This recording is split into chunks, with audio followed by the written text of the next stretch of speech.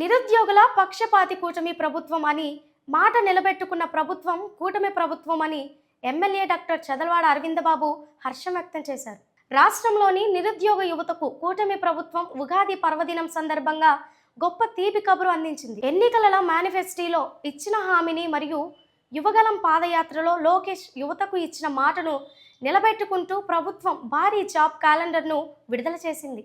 మొత్తం 10,060 ప్రభుత్వ ఉద్యోగాల భర్తీకి సంబంధించి స్పష్టమైన నోటిఫికేషన్ షెడ్యూల్ను ప్రకటించడంపై నరసరావుపేట ఎమ్మెల్యే డాక్టర్ చదలవాడ అరవిందబాబు మరియు స్థానిక నియోజకవర్గ నాయకులు ప్రత్యేక ధన్యవాదాలు తెలిపారు. మీడియా సోదరులందరికీ నరసరావుపేట అసెంబ్లీ సెగ్మెంట్ ప్రజలందరూ కూడా రంజాన్ శుభాకాంక్షలు.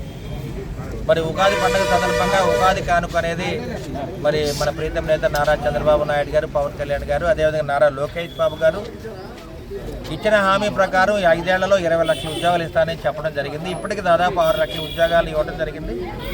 అదేవిధంగా రేపు గూగుల్ క్లౌడ్ ద్వారా కానీ క్వాంటమ్ వ్యాలీ వీటన్నిటిలో కూడా జాబ్స్ బాగా ఎక్కువ వస్తున్నాయి కాబట్టి దాదాపు 1,20,000 జాబ్స్ క్రియేట్ చేయడం జరిగింది. అదేవిధంగా ప్రతి సంవత్సరం జాబ్ క్యాలెండర్ ఉగాది రోజు రిలీజ్ చేస్తామని చెప్పారు. ఆ క్యాలెండర్లో దాదాపు 10,060 ఉద్యోగాలు ప్రతి సంవత్సరం రిలీజ్ చేస్తామని చెప్పడం జరుగుతుంది.